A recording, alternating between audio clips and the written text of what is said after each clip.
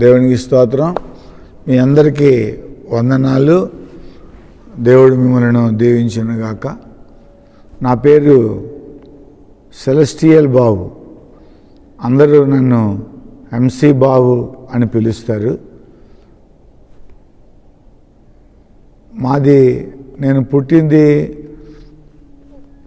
ఆంధ్రప్రదేశ్ రాష్ట్రంలో వెస్ట్ గోదావరి జిల్లాలో పాలకొల్లు అనే పట్టణంలో క్రిస్టియన్ పేట అనే స్థలంలో నేను మండా విక్టర్ గారు కీర్తిశేషులు, అలాగే మా తల్లిగారు కీర్తిశేషులు స్వరూపరాణి గారు, వారికి నేను పుట్టిన ప్రథమ సంతానం. నేను ఒక క్రైస్తవ కుటుంబంలో పుట్టాను.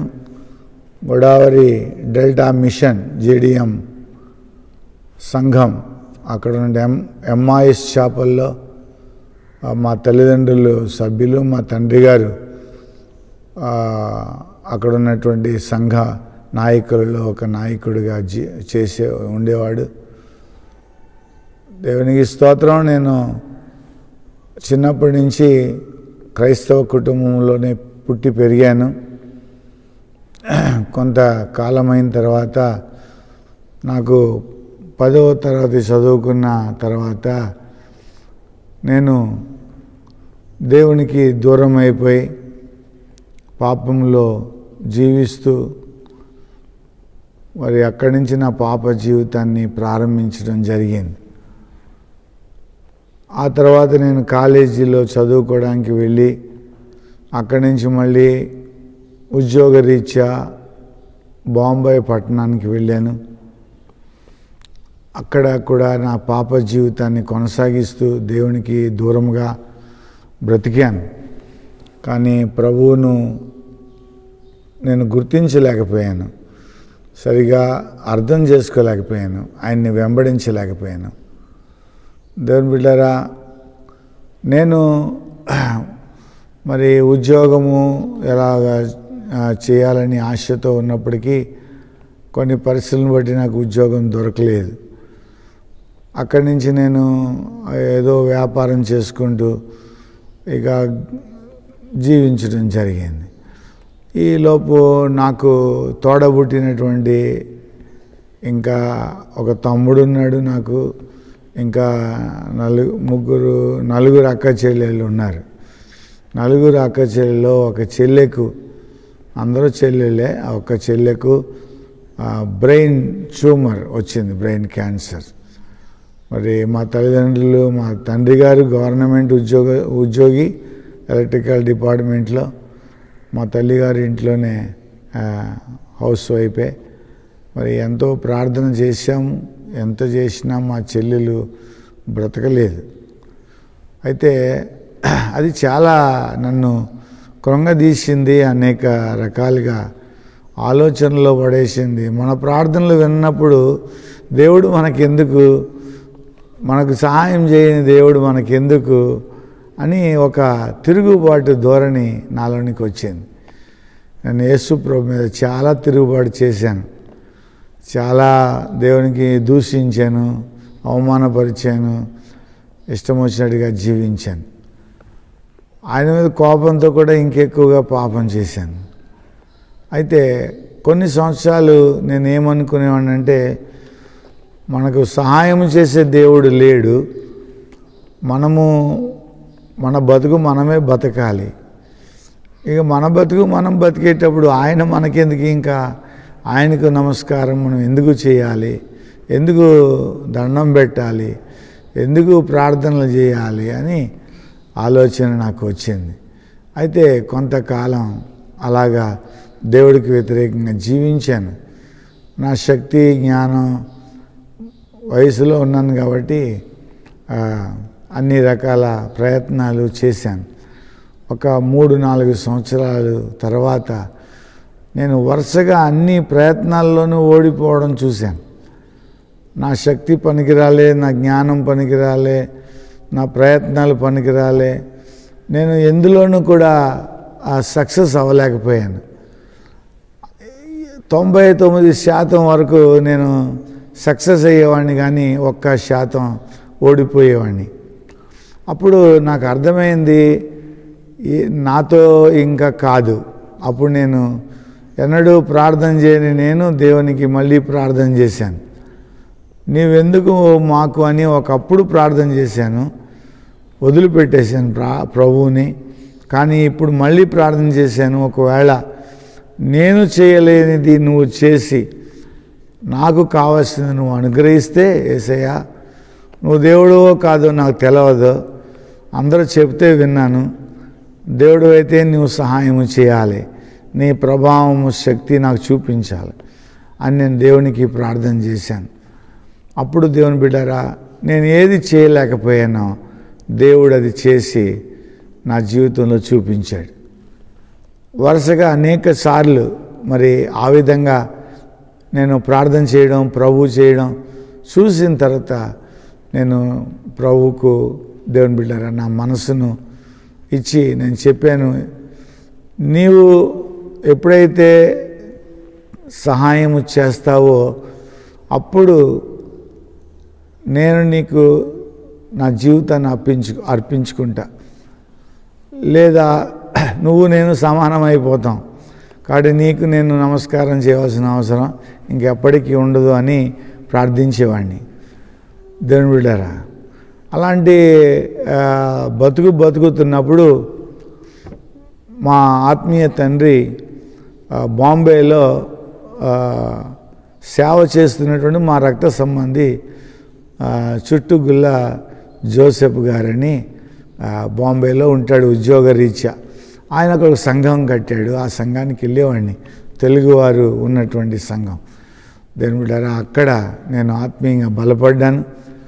వారి పరిచర్యలో మరి వారు చెప్పిన వాక్యమును బట్టి నేను మరి ఒక దైవజనుడు ఆర్ఎన్ ఇజ్రాయెల్ గారని హైదరాబాద్లో ఉంటారు, వారు కూడా కీర్తిశేషులు, వాళ్ళిద్దరూ కూడా కీర్తిశేషులు, దేవుని రాజ్యంలో ఉన్నారు దైవజనులు. వారి ద్వారా నేను బాప్తిసం తీసుకుని మరి అభిషేకించబడిన వాడిని విశ్వాసంలో కొనసాగుతూ ఉన్నాను. ప్రభు నన్ను బలపరిచారు, ఆశీర్వదిస్తున్నారు. అప్పుడు నేను వాగ్దానం చేసిన రీతిగా నేను సేవ చేయాలి అనే ఆలోచనతో నాకున్న సమస్తం వదిలిపెట్టేసి నేను మళ్ళీ మా పాలకొల్లు మా తల్లిదండ్రుల దగ్గరికి వచ్చేసాను. కానీ మరి అక్కడ ఉండడం కూడా నాకు ఇష్టం కాలేదు. నేను ప్రార్థన చేశాను, ప్రభువా నీ సేవ చేయాలనుంది, నేను ఎక్కడ సేవ చేయాలో నాకు తెలవడానికి నేను చదువుకున్నాను, కాబట్టి నాకు ఒక ఉద్యోగాన్ని ఇప్పించు, ఆ స్థలంలో నేను నీ సేవ చేయాలి అని నాకు అర్థమవుతుంది, కనుక నన్ను ఆ విధంగా నడిపించమని ప్రార్థన చేశాను. కాబట్టి ఒక నెల రోజులు ప్రార్థించిన తర్వాత నేను ఎవరికి చెప్పను, ప్రభువా నీకే చెప్తాను, నువ్వు ప్రార్థన విని జవాబు ఇస్తున్న దేవుడు కాబట్టి ఇప్పుడు నేను అది గ్రహించాను, కాబట్టి నా ప్రార్థన విని నువ్వు నాకు ఉద్యోగం ఇవ్వాలి, నేను ఎవరిని అడగను, ఏ అప్లికేషన్ పెట్టను, ఎవరిని అడగనని మొండిగా దేవునికి ప్రార్థన చేశాను. కానీ దేవుడు నా ప్రార్థన గౌరవించి నన్ను ప్రేమించి అన్యజనులను ఎన్నుకుని నా స్నేహితులైన అన్యజనుల ద్వారా నాకు ఒక ఉద్యోగాన్ని, నేను మెటలర్జికల్ పాలిటెక్నిక్లో మెటలర్జికల్ ఇంజనీరింగ్ చదువుకున్నాను, దానికి సంబంధించినటువంటి కంపెనీ వారు నాకు ఉద్యోగాన్ని వాళ్ళే ఫోన్ చేసి ఇచ్చారు. వాళ్ళు నా ఫ్రెండ్సే, నా స్నేహితులు, వాళ్ళకి సొంత కంపెనీ ఉండి నా గురించి తెలుసుకుని ఇంటి దగ్గర ఉన్నానని నాకు ఆఫర్ ఇచ్చారు. అయితే ఇది దేవుని వలన కలిగిందా కాదా అని మరి ఒక 15 రోజులు ప్రార్థన చేస్తూ దేవుని సన్నిధిలో గడిపాను. ఆ తర్వాత కూడా అది 15 రోజులు తర్వాత కూడా వారు మళ్ళీ పిలిచారు. అప్పుడు నేను బయలుదేరి ఈ మెదక్ జిల్లాకి వచ్చాను. మెదక్ జిల్లాలో మరి దొంతి అనే ఒక గ్రామం ఉంది, అక్కడ ఒక లక్ష్మీ ఇంజనీరింగ్ అని ఒక కంపెనీ ఉంది. ఆ కంపెనీలో నన్ను ఒక సూపర్వైజర్గా వాళ్ళు తీసుకున్నారు. నాకు ఇంటర్వ్యూ లేదు, నన్ను ఎవరో ఏం ప్రశ్న అడగకూడదని కూడా ప్రార్థన చేశాను. అయితే దేవుడు ఎందుకంటే చాలా సంవత్సరాలు అయిపోయింది నేను చదివి, నాకేమీ జ్ఞాపకం లేకుండా అయిపోయిందని అలా ప్రార్థన చేస్తే అది కూడా దేవుడు సహాయం చేశాడు. వాళ్ళు నా మీద ఉన్న ప్రేమతో నాకు ఉద్యోగం ఇచ్చారు. ఆ ఉద్యోగంలో దేవుని బిడ్డరా మరి దేవుడు నాకు చాలా ఆశీర్వాదం ఇచ్చాడు, ఘనతను ఇచ్చాడు, ఆశీర్వాదం ఇచ్చాడు. అక్కడ నేను ప్రతిరోజు దినమంతా కంపెనీలో ఉద్యోగం చేసుకుంటూ అనేక గ్రామాలు తిరిగి సాయంత్రం సమయంలో సువార్తను ప్రకటించేవాడిని. దేవుడు నాకు ఇచ్చిన గొప్ప భారం ఇచ్చాడు సేవ కొరకు. అప్పుడు నేను ఆత్మల కొరకు తిరిగేవాడిని. ఎక్కువ వాక్యం తెలవదు, బైబిల్ ఎక్కువ అప్పటికి ఇంకా చదవలేదు, కంప్లీట్గా ఎప్పుడు చదవలేదు. చిన్నప్పటి నుంచి నామకార్థ క్రైస్తవులం కనుక ఆ బైబిల్ రోజు చదివే అలవాటు కూడా లేకపోయేది. ప్రార్థనా జీవితం అసలే లేదు, ఏదో మామూలుగా బతకడమే. కనుక మరి దేవుడు మంచి అభిషేకం అంటే ఆత్మ నడిపింపుతో మరి సువార్తను ప్రకటించడానికి నాకు సహాయం చేశాడు. సుమారు 150 గ్రామాలలో నేను సువార్తను ప్రకటించాను. అనేక మంది యవనస్తులు రక్షణ పొందుతున్నారు, అనేక మందికి స్వస్థతలు జరుగుతున్నాయి, అనేక మందికి సాతాను శక్తుల నుండి విడుదల కలుగుతుంది. ఈ ప్రాంతంలో ఎక్కువ మాంత్రిక శక్తులు, దురాత్మల ప్రభావంతో బాధపడుతున్న మనుషులు కనుక నాకు అన్నీ తెలవదు, కానీ దేవుడు అలాగా ప్రార్థన చేస్తే వారికి విడుదల కలిగేది, సంతానం లేని వారికి సంతానం కలిగేది. దేవుడు ఎన్నో అద్భుతాలు జరిగేవి. ప్రజలు యేసుక్రీస్తునందు వాక్యం విని దేవుని బిడ్డరా మరి పశ్చాత్తాపడి కన్నీరు కార్చి పాపములు ఒప్పుకొని దేవుని బిడ్డరా అనేక కులాలు, రకరకాల కులాల నుంచి దేవుని బిడ్డరా మనుషులు యేసు ప్రభు వైపుకు తిరిగారు. అప్పుడు నేను యవనస్తుని, నాకు ఇంకా అప్పుడు వివాహం కాలేదు. నేను ఈ ప్రాంతానికి వచ్చాను, నా తల్లిదండ్రులు అక్కడ, నేను ఇక్కడ. దేవుని బిడ్డరా అయినా ప్రభువు నా మనసు ఏకమై మరి ఈ ప్రాంతంలో ఉన్న ప్రజలకు సువార్తను ప్రకటించాను. ఒకరోజు నేను ఒక కంపెనీలో పనిచేస్తున్నానని చెప్పాను కదా, ఆ కంపెనీలో డ్యూటీకి వెళ్ళడానికి తయారవుతున్న సమయంలో నేను తయారవుతూ అక్కడ మేమున్న ఇంటిలో నీళ్లు వస్తాయి పొద్దున్నే. అయితే కంపెనీకి వెళ్ళాలి, త్వరగా టైం అయిపోతుందని కంగారులో నిలబడి నీళ్ళు వస్తున్నాయని చూడడానికి చివరికి వచ్చి నిలబడి బ్రష్ చేసుకున్నాను. సడన్గా నాకు ఒక స్వరం వినపడింది. ఏమనంటే కింద చూస్తే ఒక యవనస్తురాలు అడుక్కుంటుంది అన్నం. ఆమె చేతిలో కొన్ని ఆకులు ఉన్నాయి, ఆకులు చాపాలుకుంటుంది ఆమె.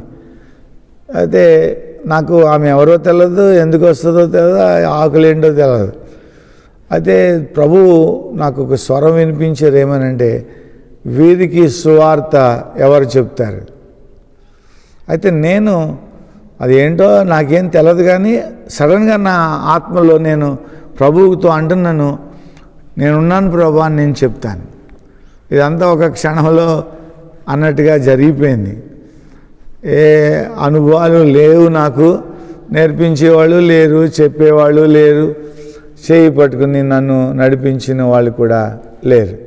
కనుక దేవునికి స్తోత్రం. అప్పుడు దేవుని బిడ్డరా ఇక్కడ సువార్త ప్రకటించమని ప్రభు ప్రేరేపిస్తున్న ఈ మనిషి ఎవరు, ఎక్కడి నుంచి వస్తుంది, ఎందుకు వస్తుంది, ఏంటి ప్రభు చెప్పమన్నాడు, వీళ్ళు ఎవరు అసలు ఏంటని ఎంక్వైరీ చేశాను. దేవుని బిడ్డరా వాళ్ళు ఊరు తిరుగుతూ రోజు అడుక్కు తినేవాళ్ళు. దేవుని బిడ్డరా అదొక జాతి అంతే, వాళ్ళకి అడుక్కు తినడం ఒకటే జాతి. దేవుని బిడ్డరా పని ఇంకేం పని లేదు. చాలా బీద వాళ్ళు గుడిసెల్లో ఉంటారు. వారం ఈ ఊరు వదిలిపెట్టి ఇంకో ఊరు వెళ్ళిపోతారు, ఆ ఊరి నుంచి ఇంకో ఊరు వెళ్ళిపోతారు. అట్లా ఒక జాతి, సంచార జాతి. దేవుని బిడ్డరా అటువంటి జాతికి సువార్త ప్రకటించాలని ప్రభువు కోరుకుంటున్నాడు. అది నాకు అర్థమైంది. ఆ తర్వాత దేవుని బిడ్డరా నేను దేవుని యొక్క నడిపింపు మేరకు మరి నాకు మరొక సహోదరుడు తోడుగా ఉండగా ఇంకా కొంతమంది యవనస్తులు అప్పటికే రక్షించబడ్డారు. వారిని నేను కూడబెట్టుకుని ఈ జాతి వారు ఎక్కడ ఉంటే అక్కడికి వెళ్ళి సువార్తను ప్రకటించాను. దేవుని బిడ్డలారా, సుమారు ఒక 1000 మందికి సువార్త ప్రకటిస్తే అందులో కనీసం ఒక 150 నుంచి 200 మంది యేసుక్రీస్తును సొంత రక్షకుడిగా అంగీకరించి వారి పాపమును వదిలిపెట్టి భయంకరమైన త్రాగుబోతు అలవాట్ల నుంచి, చెడుతనం నుంచి వారు మరి బయటికి వచ్చారు. ప్రభు తీసుకొచ్చారు, మారు మనసు దయచేశారు. అందులో చాలామంది యవనస్తులు, చదువు సంధ్యలు లేవు, ఎప్పుడు స్కూల్ అంటే తెలియదు, చదువు అంటే తెలియదు, వాళ్ళు కూడా రావు. అటువంటి వారికి చదువు కొంతమందికి నేర్పించి వారిని కూడా తిప్పి ఈ సేవలో వాళ్ళని కూడా ఇన్వాల్వ్ చేయగా వాళ్ళు కూడా నా తోటి సేవకులు అయ్యారు. వారిలో చాలామంది, సుమారు 25 మంది ఇప్పటికీ సేవకులుగా ఉండి సేవ చేస్తున్నారు. దాని బిడ్డరా, ఆ తర్వాత ఇంకా ఎంతో గొప్ప సేవ జరిగింది. అనేక వందల మంది రక్షించబడ్డారు. ఆ తర్వాత నేను పెళ్లి చేసుకోవాల్సిన సమయం వచ్చింది. ఎందుకంటే నేను తిరుగుతున్న కాలంలో రాత్రులు సువార్త చెప్పాలి. తిరుగుతున్నప్పుడు పోలీసులు నన్ను చూసి నేను నక్సలైట్ని అనుకునేవారు, పట్టుకునేవారు. పోలీసులు పట్టుకునేవారు. నక్సలైట్లు నేను పోలీసునేమో అనుకుని వాళ్ళు నా చుట్టూ అనేక సార్లు చేరారు. దేని బిడ్డారు, ఏదేమైనా ప్రభు. కాబట్టి నేను ఈ సేవలో మరి ముందుకు సాగుతున్నప్పుడు నా వివాహము చేసుకోవాలి, పోలీసులు నక్సలైట్లు అనుకునేవారు. అటువంటి పరిస్థితుల్లో నేను వివాహం చేసుకోవాల్సిన సమయం వచ్చినప్పుడు ఈ వడియారం అనే ఒక గ్రామంలో దైవజనుడు మరి మోకా నెహెమియా గారు ఇక్కడ సేవ చేసేవారు. ఆయన వరల్డ్ మిషనరీ ఎవాంజలిజం అనే WME సంస్థలో సూపర్వైజర్గా ఉండి ఇక్కడ హాస్టల్ నడిపించేవారు. దేవుని బిడ్డలారా, దేవునికి స్తోత్రం కలుగును గాక. ఈ పరిచర్య గొప్ప సేవకుడు అయినా గొప్ప సేవ చేశాడు. అయితే ఇక్కడ హాస్టల్ మాత్రమే ఉండేది. ఆ పరిస్థితుల్లో నేను అక్కడ నాకు వాళ్ళ కుమార్తె ఉంది. ఆ కుమార్తెతో నాకు వివాహం నిశ్చయమైంది. నేను ఎక్కడ ఇంతమందిని ఆదివారం సమకూర్చి ఆరాధన చేయలేని పరిస్థితులు ఎక్కడ ఉండటం లేదు. ఎందుకంటే నా మీద అందరి నిఘా ఉండేది కనుక ఆ భయంకరమైన పరిస్థితుల్లో నన్ను కొట్టడానికి వచ్చిన వాళ్ళు ఉన్నారు, నన్ను చంపేస్తానని, నన్ను నరికేస్తానని ఎంతోమంది ఎన్నో వార్నింగ్లు ఇచ్చిన వాళ్ళు ఉన్నారు. నన్ను కొట్టడానికి ఎన్నోసార్లు ఎంతోమంది అన్యజనులు, విగ్రహారాధికులు నన్ను బాధ పెట్టడానికి, దొరికించుకోవాలని చాలా ప్రయత్నాలు చేసేవారు. అటువంటి పరిస్థితుల్లో కొత్తగా పెళ్ళైన నేను, నా భార్య, నేను ఒక్కలో ఉంటే ఇది ప్రమాదకరమని ఆలోచన చేసి నేను అప్పటికే నా దగ్గర చాలామంది విశ్వాసులు ఉన్నారు. వాళ్ళందరినీ తీసుకుని మా మామగారైన నెహెమియా గారు హాస్టల్లో నడిపిస్తున్నారు కనుక ఈ హాస్టల్లో పెద్ద స్థలం ఉంది, ఇక్కడే నా సేవను నేను ప్రారంభించాను. అంటే వాళ్ళందరినీ తీసుకొచ్చి ఇక్కడే ఆరాధన ఇక్కడే ప్రారంభించాం. కనుక అప్పటి నుంచి నేను ఈ వడియారం గ్రామంలోనే సేవ చేస్తున్నాను. 1989వ సంవత్సరంలో నేను ఈ ప్రాంతానికి వచ్చాను. 91లో నా పెళ్ళైనప్పుడు నేను ఇక్కడికి వడియారం వచ్చాను. అంతకుముందు దొంతి అనే గ్రామంలో ఉండేవాడిని. దేవుని దయ వల్ల, దేవుని కృపచేత ఈ గత 33 సంవత్సరాలుగా నేను ఈ సేవలో నేను ఇదే స్థలంలో కొనసాగుతున్నాను. దైవజనులు నెహెమియా గారు, ఆయన సతీమణి మా అత్తగారు మరి గొప్ప సేవ చేశారు. వారు సజీవమణమ్మ గారు, వారిద్దరూ పరలోకానికి వెళ్ళిపోయారు.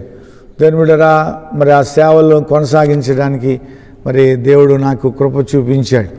అయితే అప్పటి నుంచి ఇప్పుడు వరకు మరి సంస్థ లేకపోయినా ఎన్నో కష్టాలు, బాధలు, ఇరుకులు, ఇబ్బందులు వచ్చినా, ఆర్థిక సమస్యలు ఎన్నో ఉన్నా ప్రభు తన హస్తాన్ని వదిలిపెట్టలేదు. ఎప్పుడు తోడుగా ఉండి నడిపించుకుంటూ వచ్చాడు. దేవునికి స్తోత్రం కలిగినాక మాకు చిన్న మందిరం ఉండేది. ఆ మందిరం చాలని పరిస్థితుల్లో వచ్చినాయి. అసలు విశ్వాసులే లేని పరిస్థితుల్లో చాలని పరిస్థితి వచ్చింది మందిరం. ఆ మందిరం మెల్లగా విశ్వాసులు బీదవారు, వాళ్ళకే తినడానికి ఉండని పరిస్థితులు అయినా వాళ్ళు ఇచ్చే కొంచెంతో దేవుని కృపచేత మెల్లమెల్లగా సంఘం అభివృద్ధి చెందుతుంది. చర్చి ఎక్స్టెన్షన్ చేసినాం. మళ్ళీ కొంతకాలానికి మళ్ళీ దేవుని బిడ్డరా ఇంకా సంఘం అభివృద్ధి చెందింది. దేవుడు చాలా గొప్ప కార్యాలు చేశాడు. దేవుని బిడ్డరా పల్లెటూరులో నా దేవుని బిడ్డరా మరి ఇంకొక 3 చర్చిలు కట్టడం జరిగింది. కొన్ని సంఘాలు నా ద్వారా రక్షించబడిన యవనస్తులకు అప్పగించి వాళ్ళనే సేవకులుగా చేసి వాళ్ళకి అప్పగించడం జరిగింది. దేవుని బిడ్డరా ఈ మధ్యలో 1996 సంవత్సరంలో నాకు ఈ దుష్ట శక్తుల ప్రభావం చాలా ఉండేది. సరే దేవునికి స్తోత్రం. ఏదేమైనా దేవుని బిడ్డరా నాకు భయంకరమైన యాక్సిడెంట్ అయింది. నా కోడికాలు హిప్ జాయింట్ విరిగిపోయింది. విరిగిపోతే దాని కొరకు చాలా కష్టపడి మా తల్లిదండ్రులు నాకు ట్రీట్మెంట్ ఇప్పించారు. దేవుని బిడ్డరా ఎన్నిసార్లు 4 సార్లు ఆపరేషన్ చేసినా నా కాలు బాగు కాలేదు. అయితే ఈ గడ్డం కూడా ఇరిగిపోయింది, దంతాలన్నీ ఇరిగిపోయినాయి. అప్పుడు దానికి కూడా 2 సార్లు ఆపరేషన్ చేశారు.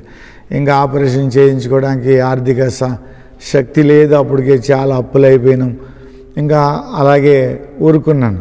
ఆ జాయింట్ మొత్తం తీసేశారు. ఇప్పుడు నేను జాయింట్ లేకపోయినా 98వ సంవత్సరం నుంచి 1998వ సంవత్సరం నుంచి దేవుని బిడ్డారా ఇప్పటి వరకు నేను అలాగే తిరుగుతూ దేవుని సేవ చేయగలిగాను. ప్రభువు నాకు వాగ్దానం చేశారు. యెషయా గ్రంథంలో ఒక చక్కని వాక్యం దేవుని బిడ్డారా, నిత్యము ఉబుచుండు నీటి ఊటలాగా నేను నిన్ను ఉంచుతాను, నా సన్నిధిలో నేను నిన్ను నిలవబెడతాను, నీ ఎముకలను నేను బలపరుస్తాను అని ప్రభువు చెప్పిన 58వ అధ్యాయంలో ఉన్నటువంటి ఆ వాగ్దానం పట్టుకుని ప్రార్థన చేస్తూ నడిచాను. దేవుని బిడ్డరా నడవలేను కానీ అలాగే మెల్లమెల్లగా నడుస్తూ కాలు ఒక్కటే వంగేది కూడా కాదు. అయినా కానీ దేవుని బిడ్డరా ప్రభు సహాయంతో మెల్లమెల్లగా దేవుని బిడ్డరా దినాభివృద్ధి జరిగింది. నా ఆరోగ్యం విషయంలో మరి ఆర్థిక పరిస్థితుల విషయంలో దేవుడు మేలు చేసి నడిపించాడు. ఎన్ని సమస్యలు వచ్చినా, ఎంతమంది శత్రువులు వచ్చినా, ఎన్ని గ్రామాలు దేవుని బిడ్డరా సుమారు 50 గ్రామాలలో సంఘం దేవుడు నాకు ఇచ్చాడు. దేవుడు ఆత్మలను రక్షించుకున్నాడు. వారిని ఉపయోగించి ఆ గ్రామాల్లో సేవ చేశాను. దేవుని బిడ్డరా దేవునికి స్తోత్రం చేయడానికి ఆయన కృప చూపించారు. కేవలం ఆయన సహాయంతోనే ఏమైనా చేయగలిగాం. దేవుని బిడ్డరా ప్రభు ఆశీర్వదించారు. దేవుని బిడ్డరా దేవునికి స్తోత్రం. ప్రభు సహాయంతో సంఘం అభివృద్ధి చెందింది, విస్తరించింది. ఎక్కడెక్కడ సంఘాలు కట్టి ప్రజల సేవకులను పెట్టాను. దేవుని బిడ్డరా కుంటివాడిని అయిపోయాను. నడవలేని పరిస్థితులు, ఎవరి కాళ్ళే నాకు దూరం అయిపోయారు. ఆ సైతాను నా శరీరాన్ని వదిలిపెట్టి నా సంఘములో నాతో ఉన్న సేవకుల మధ్యన చేరి వారిని నాకు సమీపంగా రాకుండా దూరపరిచాడు. దేవుని బిడ్డరా అయినప్పటికీ ఒంటరిగా పోరాడుకుంటూ మరి సంఘాన్ని తిరిగి పునరుద్ధరించుకోవడానికి చాలా కష్టపడాల్సి వచ్చింది. ప్రభు సహాయం చేశారు. దేవుని బిడ్డరా దేవునికి స్తోత్రం. మరి ఇప్పుడు 1998లో నాకు ఒక కొడుకును దేవుడు ఇచ్చాడు. అంతకుముందే నాకు యాక్సిడెంట్ కాకముందు నాకు కుమార్తె ఉంది. దేవుని బిడ్డరా ప్రభు కొరకు మేమందరం బతుకుతున్నాం. నా భార్య సేవకురాలు, మేమందరం సేవలో ఉన్నాం. ఈ ప్రాంతంలో దేవుడు మమ్మల్ని ఆశీర్వదించి ఈ అన్యజనుల మధ్యన ఈ మా ప్రాంతము కాని ప్రాంతంలో దేవుడు మమ్మల్ని నిలబెట్టి ఆయన కోరుకుని నిలబెట్టి వాడుకున్నాడు. దేవుని బిడ్డరా దేవునికి స్తోత్రం. ఇప్పటి వరకు ఎన్నో మేళ్ళు మాకు చేశాడు. నా కొడుకు మరి ఇప్పుడు బైబిల్ కాలేజీ 9 సంవత్సరాలు చదువుకుని డాక్టరేట్ పట్టా పొందుకుని చిన్నవాడు అయినప్పటికీ దేవుని బిడ్డరా మరి గొప్ప సేవకుడిగా దేవుడు అభిషేకించి ఆయన్ని వాడుకుంటున్నాడు. రెండవదిగా నా కుమార్తె ఎంటెక్ ఇంజనీరింగ్ చదువుకుంది. అయినప్పటికీ మరి సేవనే చేయడానికి నా పిల్లలిద్దరూ కూడా నిశ్చయించుకున్నారు. నా సమర్పణ అదే, నా ప్రార్థన అదే. వారు కూడా మరి మా మార్గంలోనికే, మా ఆలోచనలోనికే వారు కూడా వచ్చారు. వారు కూడా దేవుని సేవలో ప్రస్తుతానికి ఉన్నారు. మా అల్లుడు గారు కూడా మరి దేవుని సేవ చేస్తున్నాడు హైదరాబాదు పట్టణంలో. మరి దేవునికి స్తోత్రం. మా కుటుంబంగా మేమందరం దేవుని సేవ చేయడానికి ప్రభు కృప చూపించారు. ఇంకొక మందిరం, ఆ మందిరం సరిపోవట్లేదని ఈ ఒడియారంలో పెద్ద మందిరం కట్టడం జరిగింది. దేవుని బిడ్డరా, అది కూడా సరిపోవడం లేదని దానికి మళ్ళీ ఎక్స్టెన్షన్ చేసి మళ్ళీ పెద్ద మందిరంగా దాన్ని చేయడం జరిగింది. ఇదంతా దేవుని బిడ్డరా కేవలం యేసయ్య సహాయంతో, ఆయన కృప చేత జరిగిన పరిచర్య.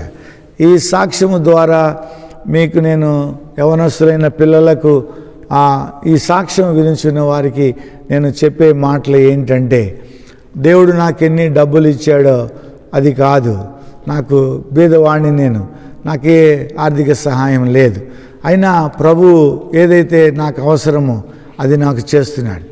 నా రక్షణ ఎక్కడ ప్రారంభమైందంటే, నేను ప్రభువును అనుమానించి ప్రార్థనకు జవాబు ఇవ్వలేదని కోపంతో దూరం అయిపోయాను. కానీ ఇప్పుడు ఆఖరిగా నేను ఆఖరికి ఎక్కడ స్థిరపడ్డాను నా బతుకు అంటే, దేవుని బిడ్డరా, నేను ప్రార్థన చేస్తే నా ప్రార్థనకు, ప్రతి ప్రార్థనకు దేవుడు వింటాడు, జవాబు ఇస్తాడు అనే స్థితికి ప్రభు నన్ను ఎదిగింపచేశాడు. మరి అప్పుడెందుకు వినలేదు అంటే, అప్పుడు నేను పాపంలో ఉన్నాను. పాపుల ప్రార్థన దేవుడు ఆలకించాడు. నేను పాపిని ప్రభు అని చేసే ప్రార్థన తప్ప ఇంకే ప్రార్థన ప్రభు పాపుల ప్రార్థన వినడు అని తర్వాత నేను నేర్చుకున్నాను.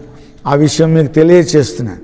మీరు పాపులయ్యండి దేవుడు నాకు కనపడాలి, మీరు పాపులయ్యండి దేవుడు నాకు అది చేయాలి, ఇది నువ్వు దేవుడు అయితే ఈ కార్యం చేయి, ఆ కార్యం చేయి అని దేవుని బిడ్డరా వ్యర్థమైన మాటలు మనం దేవునితో మాట్లాడకూడదు. దేవుని గురించి మనకు తెలియదు. సరిగ్గా చెప్పేటోళ్ళు కొద్దిమందే, వారు కూడా కొద్దిమందిగా చెప్తారు. దేవుని బిడ్డరా, దేవునికి స్తోత్రం. అందుకే లోకం దేవుని గూర్చిన జ్ఞానము లేక నశించిపోతున్నారు. దేవుని బిడ్డరా, కనుక దేవునికి స్తోత్రం. నాలాగా నాశనం అయిపోయేటోళ్ళు ఎంతోమంది యవనస్తులు. దేవుని బిడ్డరా, దేవునికి స్తోత్రం. ప్రభువు మనకు తోడుగానే ఉంటాడు, మన పాపములన్నీ క్షమిస్తాడు. మన కొరకు సిలువలో ప్రాణం పెట్టిన యేసయ్య మన కొరకు ఏమైనా చేయడానికి సిద్ధంగా ఉన్నాడు. నేను మన హృదయం ఇచ్చేయాలంటే, హృదయం ఇవ్వడం అంటే ప్రభువు ఏం చెప్తాడో అంటే, ఇదిగో బైబిల్ గ్రంథం మనకి ఇచ్చాడు. ఈ పరిశుద్ధ గ్రంథంలో ఏదైతే వ్రాసి ఇచ్చాడో అదే దేవుని బిడ్డారా, అందులో ఉన్న ప్రతి మాట మనం జాగ్రత్తగా చదివి పరిశీలన చేసి అర్థం చేసుకుని దేవుని బిడ్డారా ఆ ప్రకారంగా జీవించడానికి ఇష్టపడడమే మనం హృదయం ఇవ్వడం. ఎప్పుడైతే మనం దేవునికి అప్పగించుకుంటామో ఆ ప్రభు మనలను నడిపిస్తాడు. ఆశీర్వాదకరమైన మార్గంలో జీవితంలోనికి నడిపిస్తాడు. ఈ వాక్యం మనకు అర్థం అవ్వాలి అంటే, ఈ లోకపు చదువులు పనికిరావు, ఈ లోకము జ్ఞానం పనికిరాదు, ఈ లోకంలో ఉన్నది ఏది మనకు పనికిరాదు. ఈ వాక్యం వాక్యమే యేసు అని వ్రాయబడి ఉంది. కాబట్టి ఈ వాక్యమే యేసు కనుక దేవుని బిడ్డరా, యేసు క్రీస్తు ప్రభువుగా ఈ వాక్యమే శరీరం ధరించుకుని మన మధ్యకు వచ్చింది అని వ్రాయబడింది. కనుక దేవుని బిడ్డరా, ఈ వాక్యం అర్థమైతేనే యేసు ప్రభు మనకు అర్థమవుతాడు. ఈ వాక్యంలో ఏం రాసి ఉందో అర్థమైతే అలాగే ఉంటాడు యేసయ్య.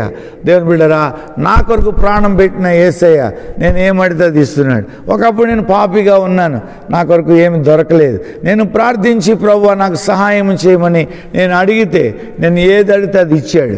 దేవుని బిడ్డరా, నేను డబ్బు నాకు అక్కర్లేదని అనిపించింది. ఎందుకంటే దేవుని బిడ్డరా, డబ్బు నా దగ్గర కొంతకాలమే ఉండి కొన్ని మేళ్ళే నాకు చేస్తుంది. కానీ యేసయ్య నా దగ్గర ఉంటే నాకు అన్ని రకాల మేళ్ళు చేస్తాడు. నాకు ఆరోగ్యం ఇస్తాడు, ఆయుష్ ఇస్తాడు, ఐశ్వర్యం ఇస్తాడు, నెమ్మది ఇస్తాడు, పాప క్షమాపణ ఇస్తాడు, నేను చేస్తే పరలోక రాజ్యం ఇస్తాడు. దేవుడు శాశ్వత జీవం నాకు ఇస్తాడు, నిత్య నరకం నుంచి నన్ను తప్పిస్తాడు, నా ఆత్మకు శాంతి కేవలం యేసయ్య మాత్రమే ఇవ్వగలడు. ఇవన్నీ కూడా నేను గ్రహించి ఆ యేసయ్యకు నా హృదయాన్ని సమర్పించుకున్నాను. ఉద్యోగం చేసి డబ్బులు సంపాదించాలని అందరూ సలహా చెప్పారు. కానీ నాకు అనిపించింది ప్రభు ఉంటే చాలు, ప్రభు ఉంటే చాలు. నేను దేవుని సేవకుడిగా ఈ మాటలు వింటున్న శ్రోతలకు నేను చెప్పేది ఏంటంటే, మన జీవితంలో యేసు ఉంటే చాలు. దేవుని బిడ్డరా, అనుభవపూర్వకంగా చెప్తున్నాను, యేసు ఉంటే చాలు. ఏది లేకపోయినా పర్వాలేదు, అన్నీ మనకిచ్చేవాడు ఆయనే. కనుక యేసుక్రీస్తు ప్రభు మన సమస్యలన్నిటికీ కూడా పరిష్కారం ఆయనే. దేవుని బిడ్డరా, ఆయనే మన సమస్యలకు పరిష్కారం. మీ జీవితంలో మీరు ఎవరైనా సరే, దేవుని బిడ్డరా, దేవునికి స్తోత్రం కలుగును గాక,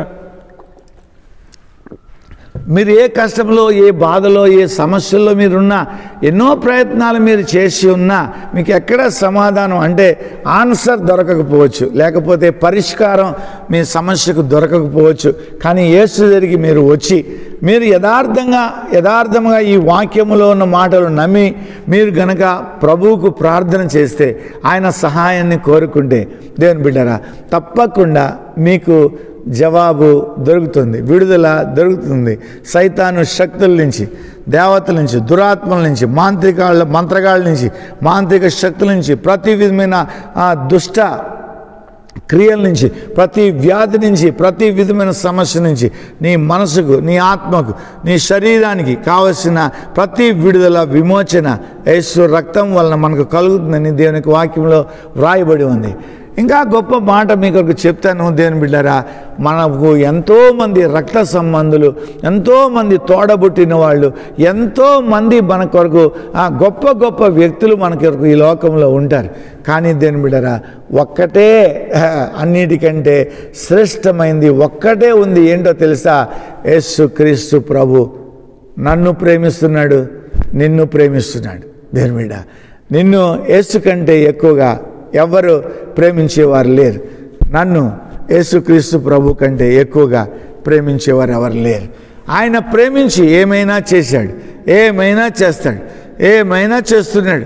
దేవుని బిడ్డ, నా పాపములన్నీ క్షమించి నన్ను పరిశుద్ధపరిచి, నా తలంపులు, నా ఊహ, నా హృదయంలో ఉన్న చెడుతనం అంతటిని తీసివేసి నన్ను పరిశుద్ధపరిచిన ఏకైక వ్యక్తి యేసుక్రీస్తు ప్రభువారు. ఆయన శక్తి కాదు, ఆయన దేవుని బిడ్డరా వ్యక్తి. దేవుని బిడ్డరా, దేవునికి స్తోత్రం. నాతోనే ఉంటాడు, నాలోనే ఉన్నాడు. దేవుని బిడ్డరా, నాలోంచి అందరితోనే మాట్లాడతాడు, నాలోంచి అందరికీ స్వస్థతను కలుగ చేస్తాడు, దీవెనలు కలుగ చేస్తాడు, ఆశీర్వాదములు కలుగ చేస్తాడు.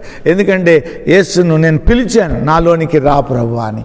నీవు గనక పిలిస్తే నీ లోపలికి కూడా వస్తాడు, నీ పాపాలు తీసేస్తాడు, నీ జీవితమును మార్చేస్తాడు. పెంట కుప్ప మీద ఉన్న నిన్ను దేవుని బిడ్డ సింహాసనం కూర్చొని పెడతానని 113వ కీర్తనలో బైబిల్ గ్రంథంలో వ్రాయబడిన మాట ప్రకారం ఆయన అందరినీ సమానంగా ప్రేమిస్తాడు. ఆయనకి పక్షపాతం లేదు. ఆ కులం, ఈ కులం, ఆ మతం, ఈ మతం మనకుంటుంది. అంతరాలు, అంతస్తులు, దేవుని బిడ్డ బీదువారు, గొప్పవారు, చదువుకున్నవాళ్ళు, చదువు లేనివాడు. కానీ యేసయ్యకి లేదు. దేవుని బిడ్డారా, యేసయ్య నువ్వు వస్తే, ప్రభువా తండ్రి అని పిలిస్తే, నువ్వు పరిగెత్తుకుని వచ్చి నీ మెడ మీద పడి నిన్ను ముద్దు పెట్టుకుని ఆయన పరలోకంలోనికి నేను తీసుకెళ్ళడానికి సిద్ధంగా ఉన్నాడు. ఏ క్షణమైనా, ఏ రాత్రి అయినా, ఏ స్థలంలో అయినా, దేవుని బిడ్డ ఎక్కడైనా సరే, ఏ పరిస్థితులు అయినా యేసయ్యా అని నువ్వు పిలిస్తే నీకు నా కుమారుడా, నా కుమార్తె అని నిన్ను పిలుస్తాడు. ఈవెన్ నపుంసకులైనా సరే దేవుని బిడ్డరా ఆయన వారిని ప్రేమిస్తున్నాడు. దేవుని బిడ్డరా వారి కొరకు కూడా ఆయన చేతులు చాపి వారి కొరకు కూడా ఎదురు చూస్తున్నాడు. నా ప్రియమైన దేవుని బిడ్డరా, నేను సాక్ష్యం చెప్పాను అంటే అర్థం ఏంటంటే, నా జీవితంలో నేను నడిచిన మార్గమును, నేను అనుభవించిన వాటిని మీకు చెప్పాను దేవుని బిడ్డరా. కనుక నీ జీవితం ఒకవేళ ముళ్ళబాటగా ఉందా, నీ జీవితం కష్టాలతో నెమ్మది లేక, శాంతి లేక ఉన్నావా, నీ ప్రార్థన కూడా వినడానికి యేసయ్య సిద్ధంగా ఉన్నాడు. నువ్వెంత పాపివైనా సరే నో ప్రాబ్లం. నువ్వెన్ని పాపాలు చేసిన వ్యక్తివైనా నో ప్రాబ్లం. అంటే పాపాలు చేయమని కాదు, యేసయ్యకు పాపము చేసేవారంటే ప్రేమ చాలా ఉంది, పాపం అంటే ఆయనకి ఇష్టం లేదు. అందుకే నీవు ఆయన దగ్గరికి వస్తే ఆ పాపమే నీకు ఆయనకు అడ్డం వచ్చేస్తుంది దేవుని బిడ్డలారా. కనుక దేవునికి స్తోత్రం. ఈ పాపం ఆయన సిలువలో, కల్వరి సిలువలో 2000 సంవత్సరాల క్రితం నీ కొరకు నా కొరకు మనిషిగా వచ్చి కాచిన రక్తం ఏదైతే ఉందో ఆ రక్తమే నిన్ను నన్ను విమోచిస్తుంది. నన్ను విమోచించింది. నాకు లేదు ఇక పాపం, నాకు లేదు ఇక శాపం, నాకు లేదు ఇక దరిద్రం, నాకు లేదు నరకం, నాకు లేదు నిత్య నరకం. దేవుని బిడ్డ, అదే గొప్ప దీవెన నీకు కూడా ఇస్తాడని నేను సాక్ష్యం చెప్తున్నాను. దేవుని బిడ్డ, దేవుడికి స్తోత్రం. ఎక్కడెక్కడో తిరిగినావా, తిరిగి నీ ఇష్టం. కానీ ఇదిగో నీకు ఎక్కడ దొరకని శాంతి, దొరకలేదని బాధపడకు. నువ్వు రా, ప్రభు పిలుస్తున్నాడు. ఈ దినమున నీ కొరకు ఏమైనా ఇవ్వడానికి సిద్ధంగా ఉన్నాడు దేవుని బిడ్డ. ఉచితంగానే నీ నుంచి ఏమీ ఆశించడం లేదు. పూచికప్పుల్లో కూడా నీ నుంచి ఆశించాడు. ఒక్క పైసా కూడా నీ నుంచి ఆశించాడు. దేవుని బిడ్డ, దేవునికి స్తోత్రం. నువ్వు వస్తే నిన్ను కోగిట చేర్చుకొని ముద్దు పెట్టుకుని నిన్ను పరలోక రాజ్య వారసునిగా చేసి దేవుని బిడ్డ నీ కొరకు పరలోక రాజ్యం ఇస్తాడు. ఈ గొప్ప దేవుడు అంటే యేసయ్య ఇంకెవరికి లేడు, ఎక్కడ లేడు. నువ్వు ఎంత ఎదిగినా దొరకడు. కనుక దేవుని బిడ్డ ఇన్ని సంపాదించుకో, సుఖ సంతోషాలతో జీవించు. దేవుడు నిన్ను దీవించును గాక. ఆమేన్. Thank you for watching. Please subscribe my channel, like, share and comment. Thank you for watching.